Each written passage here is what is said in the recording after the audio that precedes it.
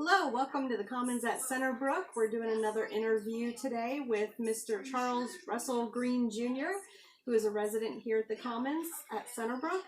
And we're discussing with him his football career, and he has a wide variety of things that he has accomplished. Mr. Greene was a patrolman to the Norfolk Police Department. Sergeant Greene was known by his many friends and associates as Pete, who always performed any duty assigned to him in a most commendable manner. And during his career as a police officer, he received 38 commendations, which, as you were telling me, was the most anybody had in Norfolk. Right. As far as I know, according to my old boss, nobody's equaled 38 Ever. Since then. You did something unbeatable. So, Sergeant Greene is going to talk to us about different things as far as his football career. So I'll let you take it away, Mr. Greene. Talk to us about your earliest experience in football. At about 12 or 13, I played like community league football in Hyattsville, Maryland, near the University of Maryland campus. Okay. I had an uncle that was the director of Voice of Freedom for the United States, and I've stayed with he and my aunt. And I played on the team in Hyattsville, Maryland, right next to the University of Maryland campus. And I played defense.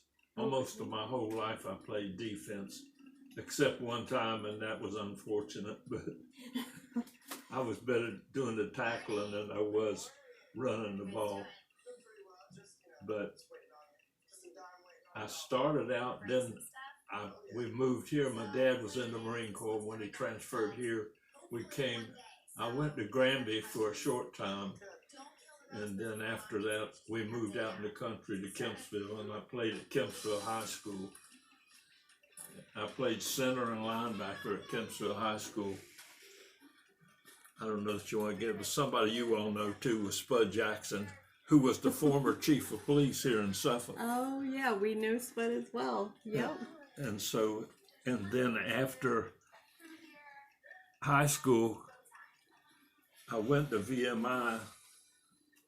That's me in the front row, number 81. Right here.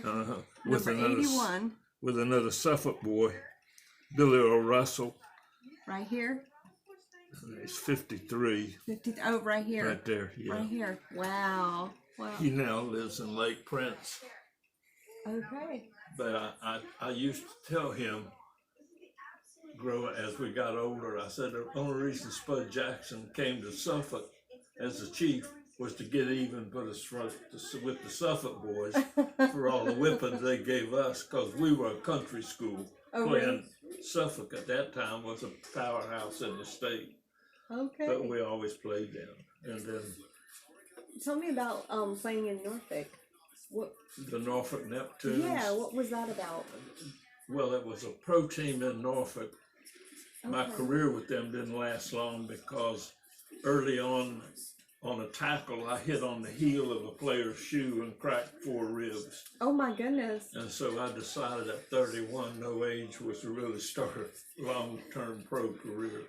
Wow. But I still have friends left over for that, and I still talk to some of them occasionally. Wow, that's interesting. And I played in the Marine Corps, and that was high school. This was high school? When I played center and linebacker on the team. Okay. And then this was in the Marine Corps, where I played linebacker, and occasionally they would give me the ball to run. And at VMI, my dad was a staff sergeant in the Marine Corps. I started at VMI, I played football at VMI, but I didn't graduate from VMI because on a staff sergeant's salary, it was pretty hard to keep me in a school that was costing him $15,000 a year. Okay. So, but again, I still have many friends from that world. Wow. And you still talk to them? Yes. Yep. Yes. One being Billy Earl Russell from Suffolk. Now, Mr. Greene had let me look through his memoirs and his book, and I had come across some charitable things that you've done called Joy. What was that about? it's a Joy Fund. They still have it, but now I forget the car dealer, Dennis Elmer, the car dealer. He advertises all the time. He has taken over the sponsor. Okay. It was an unusual game. What they did was solicit players, pro and so forth, from the area to form two teams, and they pitted the Southeastern Division against the Eastern Division of the high schools in the area. We had several pros in that game, one being Eddie Beard, and his pictures, he also was inducted when I was in the Hall of Fame for the Charity Bowl. Okay, and so you were inducted into the Charity Bowl Hall of Fame? Yes. Okay. Now, wow. The first year we played the game, we thought it would be ended because on the very first play of the game, I don't know who it was, but I was involved. We tackled a boy named Steve Charity running the ball back, and he broke his neck. Oh my gosh. And so we weren't sure they would let us keep playing because of the liability to the guys. So eventually the Norfolk newspaper came up with an insurance program for us, so we continued to play. Really? Wow. The first year we played, there's some interesting things, but the first year, I think we turned over to the newspaper for the charity about $30,000. So you guys raised $30,000 for what? What was the charity for? For the Joy Fund. The Joy Fund. Provide Christmas for kids from underprivileged families. Wow. And they would take them out. So, and in that game, it was not a regular game. At halftime, both teams who fought like for blood between each other, both teams shared the same locker room because they had a go-go dancer come in at halftime and dance for the players on both teams. Really? Oh my goodness. And I was the oldest player active in the game. You were 40. What, did it say 40? I thought I saw 40. Oh yeah, I was. You were 40? Yeah, wow. I played into my 40s. So, wow. And I would get as the oldest player, I always got a fifth of whiskey. I don't drink. So I would, when we went to the showers, I put the whiskey bottle on the end of the bench, and when I came back, it was gone. Gone. Now, one player, and I can't mention his name, but he was an All-American linebacker at Virginia Tech. Oh yeah. I came back one time. He had a long stem Q-tip and was looking at the bottom of the bottle and then sucking on it. And I told him, "You got a problem." But it was a joke between us two. That's so funny. But that's funny. So you played well into your 40s doing this for the Joy Fund. Yeah. Wow. I can't even imagine. So, and and this is the team from the Neptunes. This is? Okay. Yeah, and it's trying to find here, let's see. Coach Glick and there's boy Phil Morgan. Ron Nery played for the San Diego Chargers. These were our coaches. Wow. Wow. And I'm just George Fisher from Maury, but they're from all over the area. They're all local, pretty much. Yes. Okay. Now, when your time playing with them, how did you feel like it changed you as a person? Was there anything that stands out that, as far as playing for the charity or even just playing for football, how do you think that, was there something that impacted your life that you think helped shape your character? Well, when I cracked my ribs, I decided there's no time to get into a pro career because now this is what you do when you're young. I came out of the game and Dr. Taylor from Norfolk, who was an orthopedist, he punched around and it hurt like the devil. And he said, "You got some cracked ribs." And I said, "I want to go back in the game." He said, "You what?" I said, "I want to go back and play the rest of the game." He said, "Are you sure?" I said, "Yes, sir." He said, "If you could break off one of the ribs, you could puncture a lung." I want to go back in there. So he got a big needle and poop, hit me in the solar plexus with a painkiller.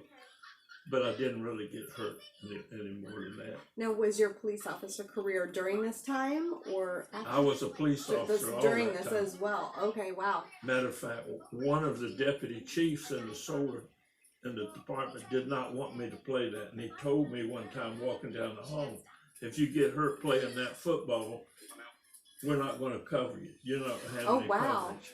Wow. But then 2 days later, Chief Staler, who was the chief at the time, said, "I understand you had a conversation with so-and-so about you being able to play in that game." And I said, "Yes, sir." He made it clear I should not be playing, and the city would not cover me. He said, "Forget what he told you. I'm going to cover you. If you have any injury in that game, I will cover you, and don't you worry about it." Wow. Now, what you are going to do, you're going to be going to the different schools and talking about drugs and stuff and wear your jersey. So you got to do that then? Yes. So you would go around to the different schools and talk to them about not doing drugs, and you wear your jersey, and then that's how you stayed covered by your insurance. Right. Wow. So anyway, That's really neat. well, he just covered me. Wow. And I'm, just thinking back, I played in the Marine Corps with a couple guys, Joel Rudkins and Bob Tonoff, who both played for the Washington Redskins. Wow. But they came in the military to do their service. And I think most people that are our age know when you graduated from high school at 18, the first thing you did was register for the draft. And then the second thing was you got drafted. But when I found out that I was eligible for the draft, I said, I can't do this, because if you got drafted, 90% of the time you went to the Army. I didn't have anything against the Army, but my dad was in the Marine Corps 37 years. So you wanted to enlist in the Marines. So told my dad when he came home from Okinawa after the war, I said, "Dad, I'm going to join the Marines. I want to go in now because I don't want to get drafted to the Army." So he took me down into Norfolk.